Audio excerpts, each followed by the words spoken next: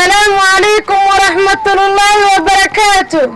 هل كان وإذا عد BBC أفكار الصومالية وإذن كي إيمانيسا مدرسة هداية ورنقرة وأتكد جيستان FM-يدا إيو موجودة قاقاون مغالوين كقار إيو برتا إنترنتكا bbcsomali.com.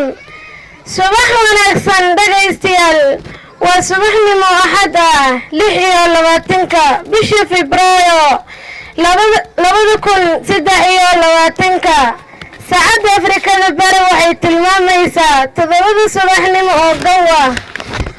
warka aan idin hayno waxaa ka mid ah dagaal qarar oo xali dhexmaray ciidamada yurta iyo kuwa digaaga ama doorada. ritwaya oo saaki jikooni u dhacday iyo qasaare halkaas ka dhashay. wararka kale idin hayno waxaa ka mid ah natiijada imtixaanka dugsiga hoose loo yaqaan primary-ga oo la shaaciyay abaaro baan oo ka jira deegaanka Lafey. wararkaas oo faahfaahsan waxaa noo soo jeedinaysaa wariyaheenna Daawad Mahadsanid Dayra. waxaa la sheegay xalay galinka dambe koox yaanyuuro oo bistoolada ku wadaysan ay warar gaadmo ay ku soo qaadeen ciidamada digaaga ama doorada. halkaas oo ka dhacay dagaal ba'an. ilaa hadda waxaa la xaqiijiyay dhimasho 4 ah oo laba dhinacba ah.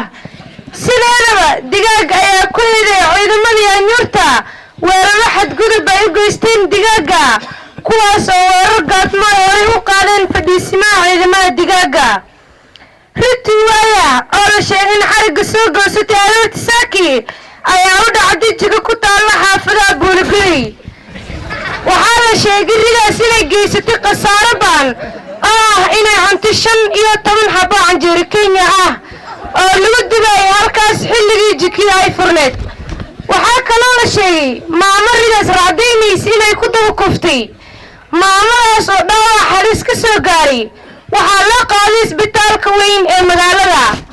isla markiiba ciidamada ammaanka ayaa ridaas gacanta ku dhigay kadibna xabsiga u taxaabay kadibna maxkamadda la soo taagay laguna xukumay 3 saac oo xariga iyo 2 maalin oo biyo iyo raashin ah. wasiirka tacliinta ayaa shaaciyay bishii Janaayo natiijada dugsiga hoose loo yaqaan primary-ga waxaana ka mid ah ardayda dugsiga hoose Waranqara waxayna ardaydaas kaalimo hore ka galeen imtixaanka KCPE-da waxayna natiijadooda ahayd sida tan.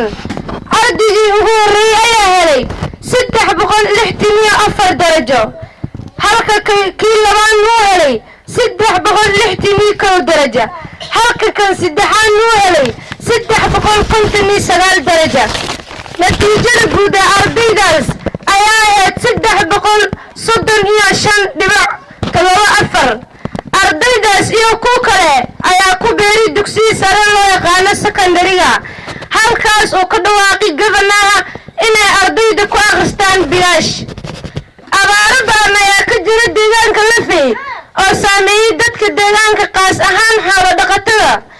in badan oo xalaaliya ayaa u gooray dhankaas iyo deegaanka Ramo halkaas ay bilihii ugu dambeeyay ka da'een roobab. dadka degmooyinka Lafey hoos yimaada ayaa ka caabanaya dhibaatooyin xagga nolosha oo ay ka mid yihiin cunto iyo biyo la'aan.